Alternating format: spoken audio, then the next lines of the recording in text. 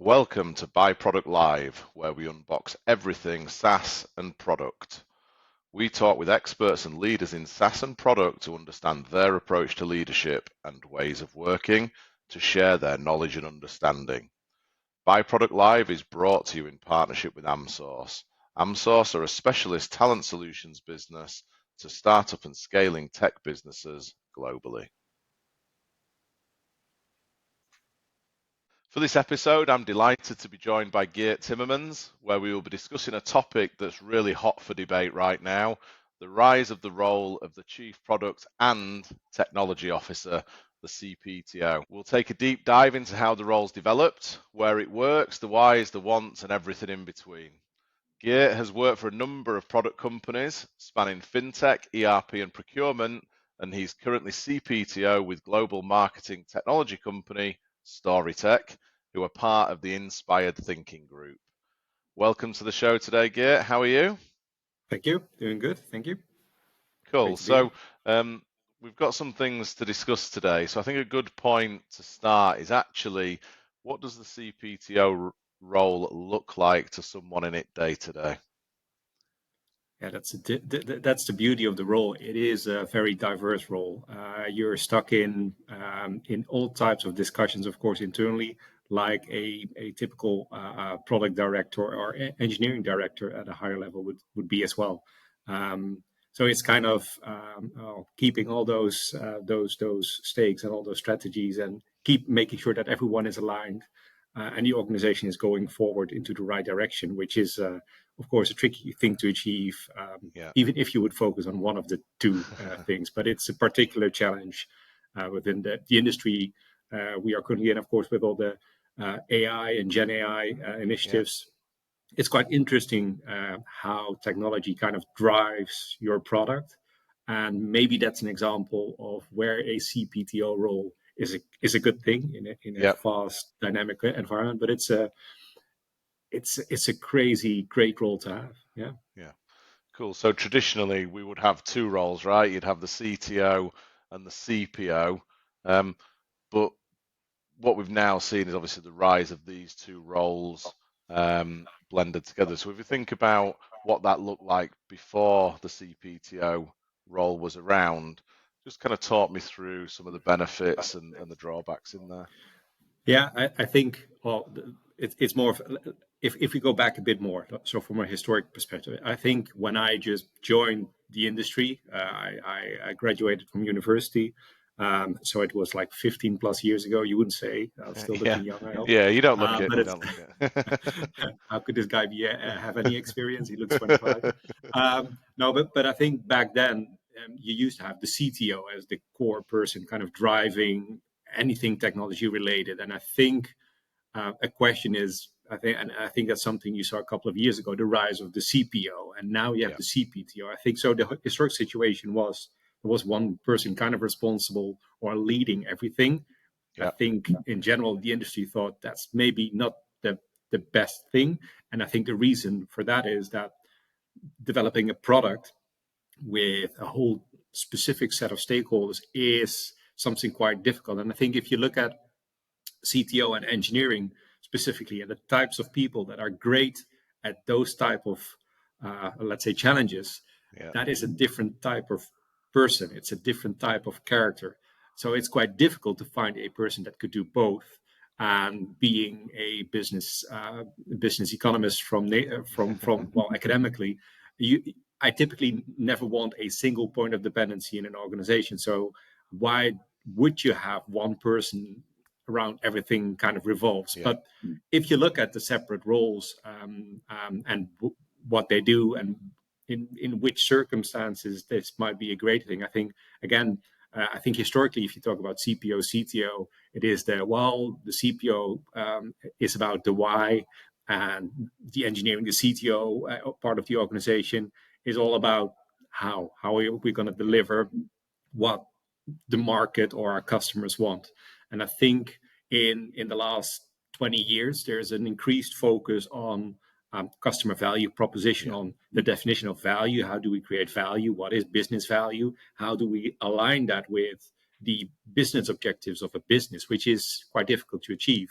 And there is this whole framework around it where you need to have a vision. You need to, and with investors, with PE-backed businesses, especially, you need to have an idea where you're heading, why that's a great idea. You need to validate that, and of course, your strategy is more how you will get there. And that's a whole, let's say, specialty in its own. It's something. If you focus on that, I assure you, you have a busy day. And of course. It is an industry that's evolving quite quickly. And if you then look at when would it work in situations to have one person, and I think typically in startups, you see it all starts with a great engineer with a sense of product, or with a sense of what's happening in the market. There's an opportunity there. You want to move in quick, so you want one person that kind of does it all, because that creates some sort of flexibility and a time to value that is kind of more difficult to achieve if you have multiple people in an organization that share some responsibilities in that sense.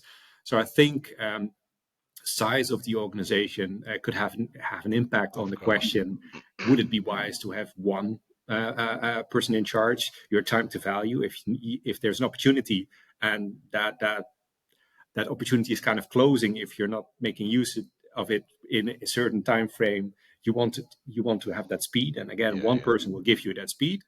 And I think what I also see is the maturity of the organization. I joined Storyteq almost a year ago, and when I had the conversation, and just as a reference, I mean, I was never a fan of the CPTO role.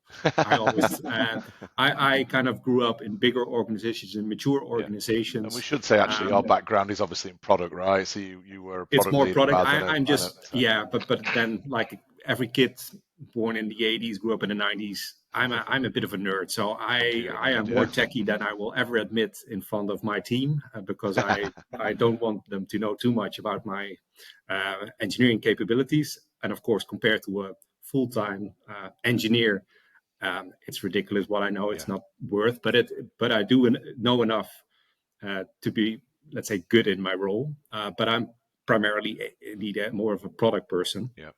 But it's that maturity that I think is an important factor, because when I joined Storyteq, I got a sense like there are product directors there are engineering directors there. So they kind of figured out their process, and they created a successful business based on that DNA. And you don't want to touch too much of what is evidently delivering success. But at the same time, especially in a business that grew through mergers and acquisitions, you need a person that kind of creates that one organization, that creates that unity in the organization.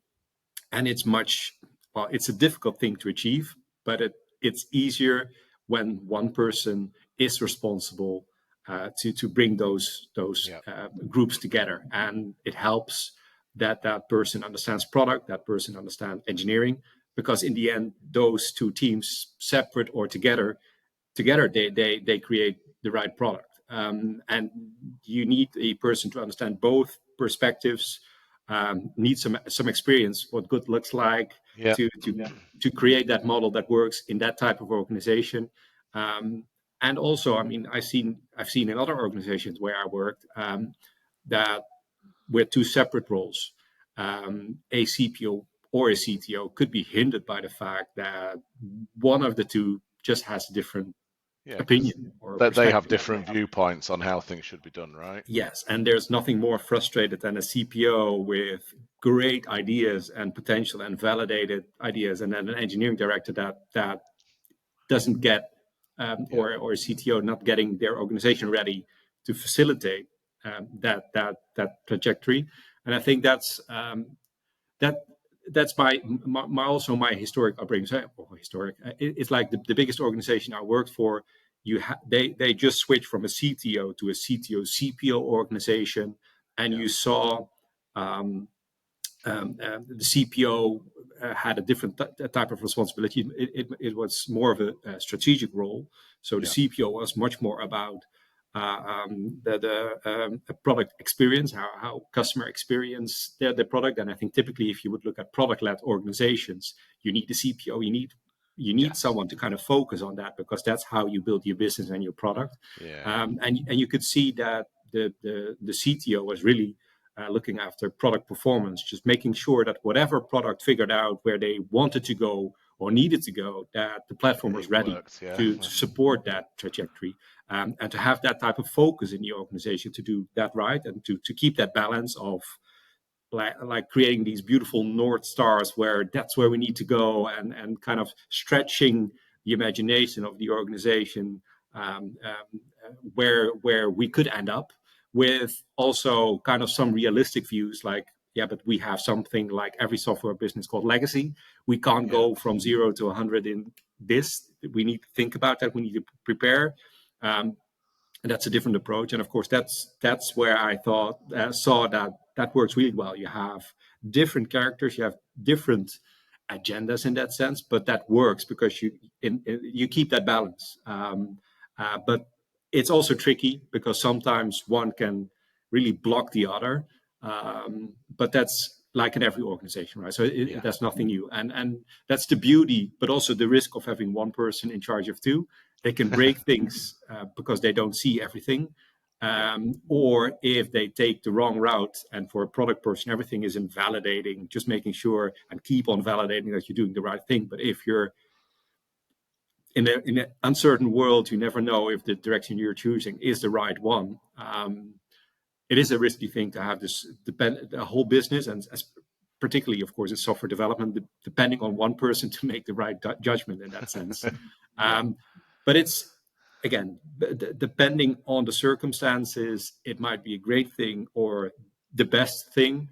I think and that's just my personal opinion, when an organization grows and you go above a certain maturity and a certain size, then I don't think the CPTO role is the best thing ever. If there's Okay. a big organization and you need to really look after a great engineering culture, and you have Yeah.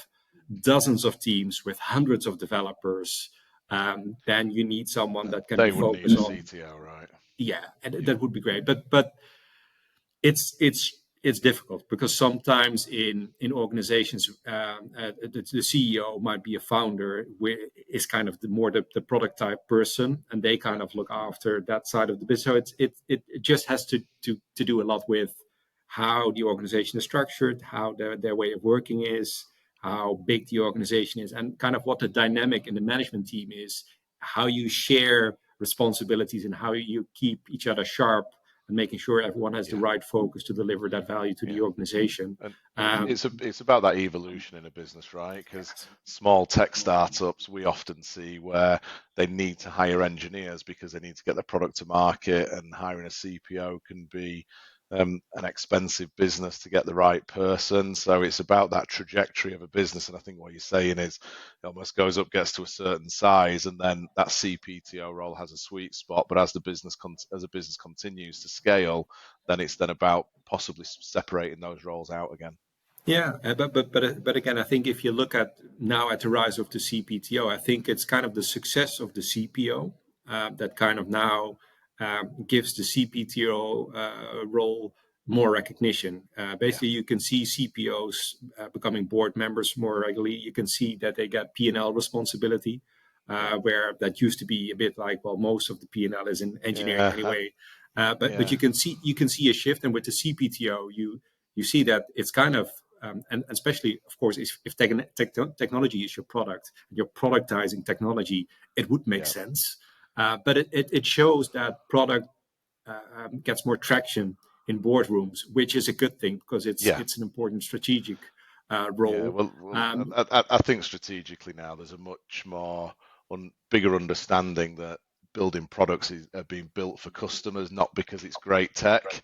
And that then has obviously developed the role of the CPO over the last few years, hasn't it? Yeah, I think that's right. So I think it's a good thing that you can see that there's more focus on product. The question is, does that now then detract or distract from the engineering bit, which is, of course, very important in delivering that value?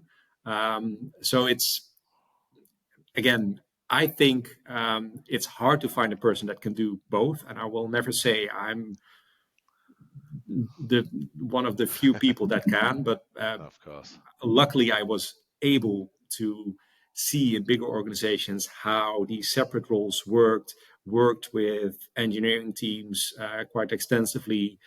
So at least I have that experience that helps me Yeah. kind of trying to keep that balance, but it's a tricky thing to do.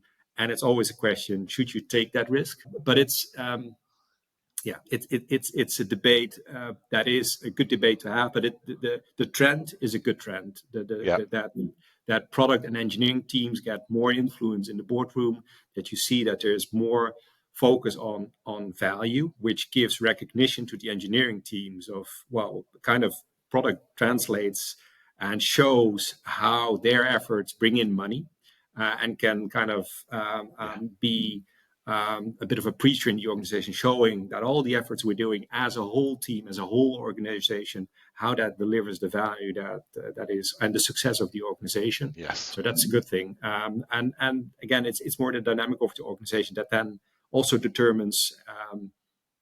Do you at some point in time then split that role up again? Yeah. Or would you then say, well, there's so much maturity in the teams and in the organization. We have, for instance, a great architecture team looking after the stability of the platform. We have great engineering directors that keep that and nurture that engineering culture we have. We have great product managers and product marketeers that make sure that that whole value creation process and the strategic process and that whole stakeholder management works really well.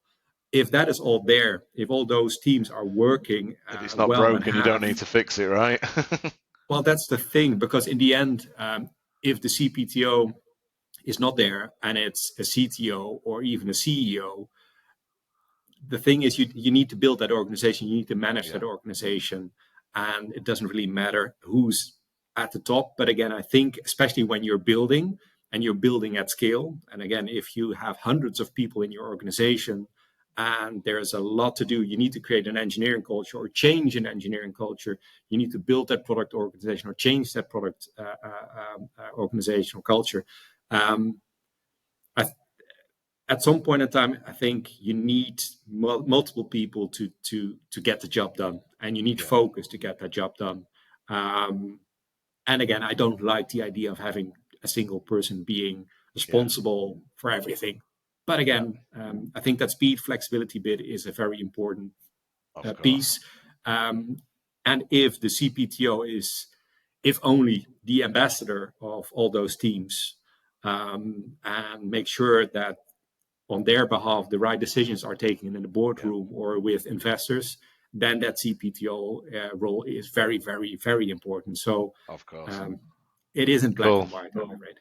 Cool. So I think that's a good point to start and draw our discussions to a conclusion. I think we've discussed lots of very interesting subject areas there. So I think just in terms of some key takeaways here, I think number one, we've really established that the CPTO role is here to stay, but that it depends on the organization and the stage of evolution and how mature that business is, but that actually everything is about delivering customer value. And if it means having a CPTO represents that in the boardroom, then that could be a real advantage over what a traditional CTO looks like.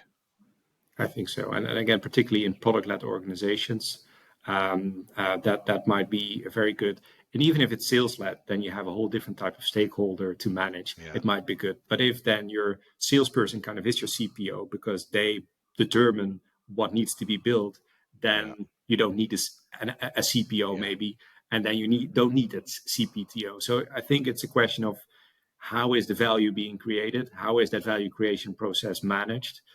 If that process is your most important bit or is the bread and butter of your business, then that CPTO role might be of strategic importance. But then again, if scale kind of prohibits that person to do their job in a good way, then at some point in time, you need to be think for the business and not yourself, that you need to split up your role and make sure the focus is there to get the job done properly.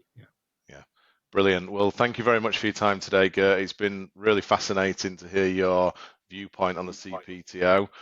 We'll speak to you again soon. Thank you. Thank you.